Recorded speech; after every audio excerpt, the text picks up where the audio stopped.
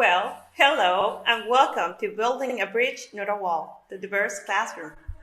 Let me introduce myself. My name is Miriam Puente. I am from Mexico. I'm an elementary school English teacher for PRONI, Programa Nacional de Inglés, and I've been an external expert advisor for English language teaching since September of 2019. So, what is PRONI? PRONI is the National English Program. It's been around since 2016 and it aims to strengthen the process of teaching and learning English as a foreign language in Mexican public schools.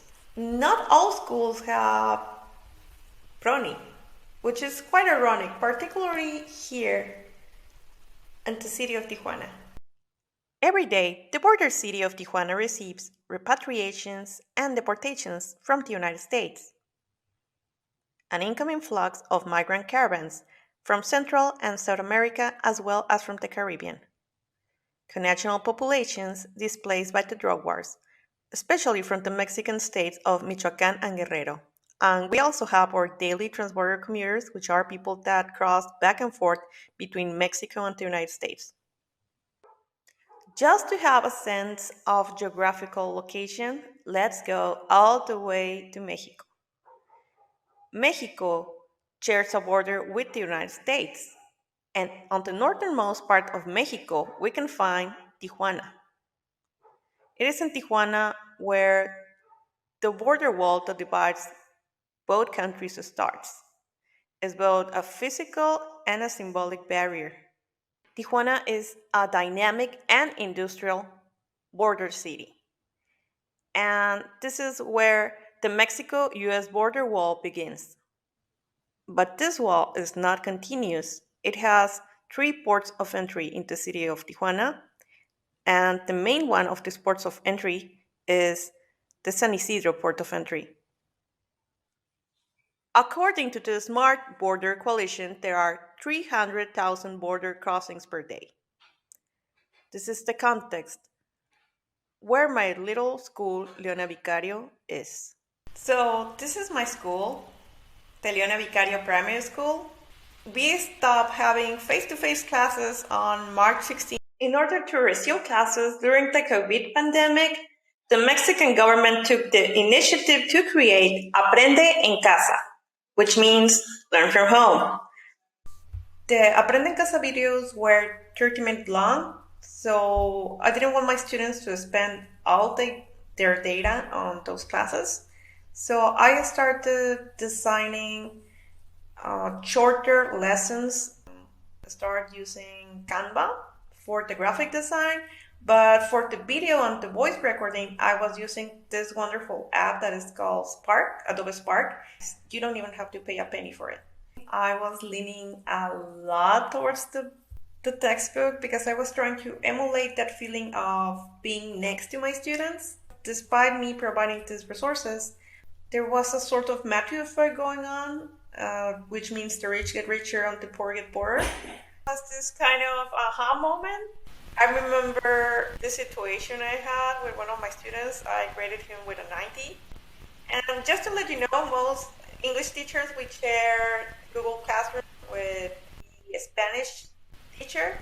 And the Spanish teacher for that group was teacher Janet Montes. She's such a rock star. And I remember she called me and was like, oh my God, this teacher Janet. And she just told me, hey Miriam, I know that you gave this student a 90, but he has these issues. He's been improving a lot. His family is going through a lot, the pandemic, and you should reconsider the grading. It was the first time that I asked myself, am I building a bridge or a wall for my students? Am I being a barrier or am I actually reaching? And sadly, I think I could say in that moment I was becoming a wall. So that was the moment I started thinking about the way I was doing my teaching practice. Yeah, in the end, I ended up giving that student 100% because yes, he had improved a lot. And that's when I reached wall number 1. The wall of inflexibility. I was expecting my students to do the same level of schoolwork as for COVID-19. That was without considering that they have unstable internet access and connection, that they share digital devices with other family members, either parents or siblings, that there were conflicting school work schedules between the children and the parents, and let's not forget the distractions at home, the pet jumping in front of the computer. We've seen a lot during the pandemic, so we all have all kind of distractions at home. And also some students were suffering of problems with housing because they didn't even have the space to live, let alone to connect to an internet class. And that was when I reached this wall, I noticed that there was a need for very simple and accessible lessons for a wide variety of students with different devices, schedules, and resources. Because of the pandemic, probably the last thing on my children's mind was English homework. I started applying micro-learning, that is delivering lessons in small chunks.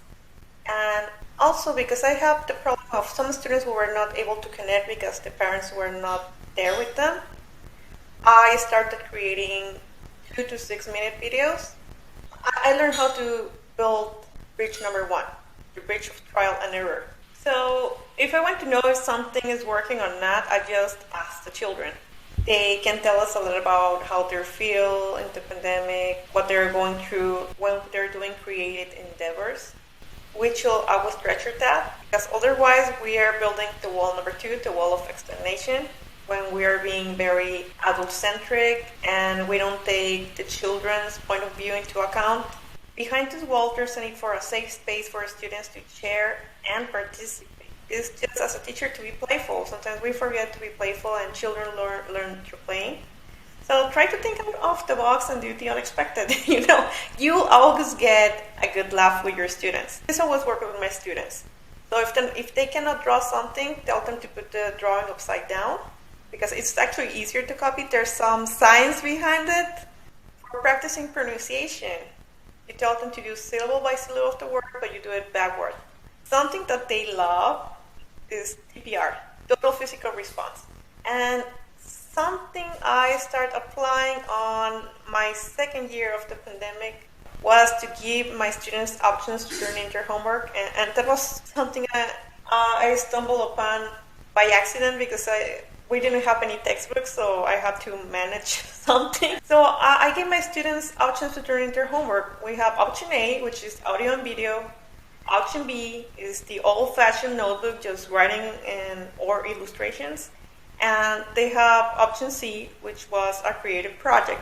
So for option A, audio and video, I will tell them to take care of their privacy, because we don't know who's lurking on the internet. And I also have option B, which is normally what we do on the online class, just all writing and illustration, some text. They will have different interpretations of the same theme. This is a text about corn, but they all did different illustrations. And then we have option C, a creative project. Some of them actually got really carried away. I have this humorous visual narrative of a third grader about prohibition signs. It's something about no smoking. So it's quite. I actually got surprised by this one, and it made me laugh. Why it's so bad to smoke? And yeah, he got really carried away. I was only asking for 4 signs, and he did this whole narrative, and he finished with the end, but in Spanish. So I didn't even correct this one. Just like that, I arrived to bridge number 2, the bridge of inventiveness and playfulness. Remember, be playful, think out of the box, do the unexpected, do a storytelling. It's a lot of fun, and do immersive stories with social practice. Use TPR, total physical response. First graders live for it, I can tell you. And let your students vote and choose what they want to learn. That empowers them. And also give your students options to turn in their homework. They will be surprising you. At some point or another, we all hit wall number 3, the wall of isolation. Maybe because we were suffering from emotional distress, an illness, a crisis, or we suffer a loss, or we were witness to the rise of domestic violence. But behind that wall, there's the need for human connection. So parents and guardians are very crucial, especially when we work with younger children. For example, for parents that were a little dubious about English, I created these tables. For example, on the first column, I will put the text in English. On the second column, I will use Spanish, and on the third one, I will use a pronunciation key to help parents learn English too as well. And remember, right now, teachers are tech support and customer service too. Leave a good and lasting impression on guardian and parents as well.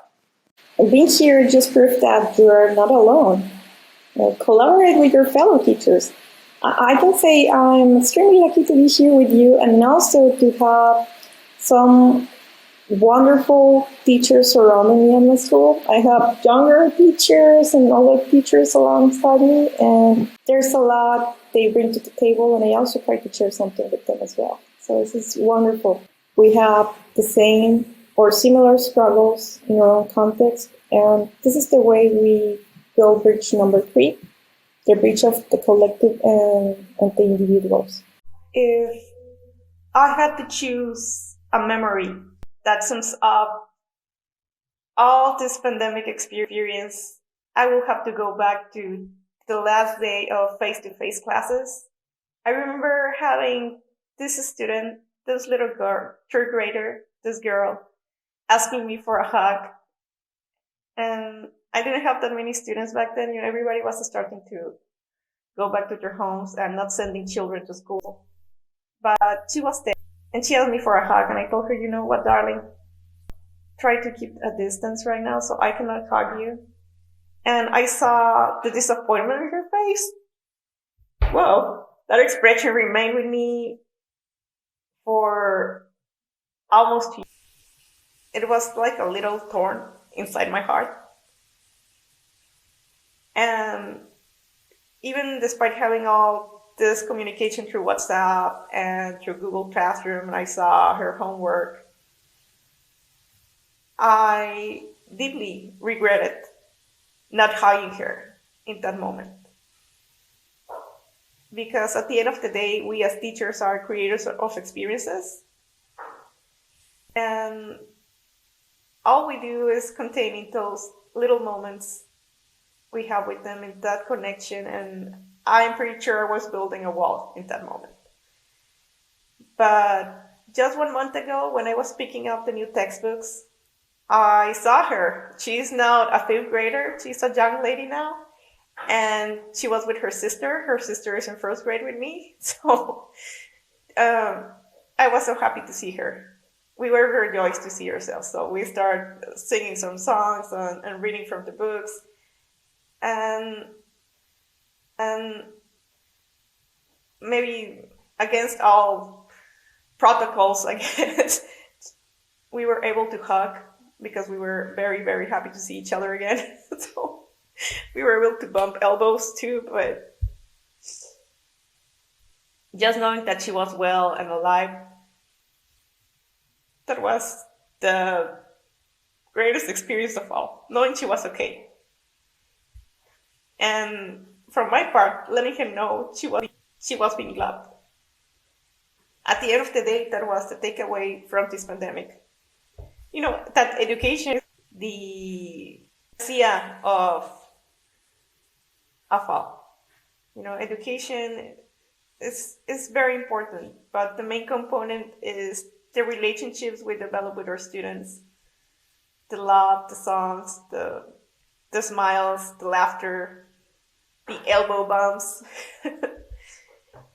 all the experiences.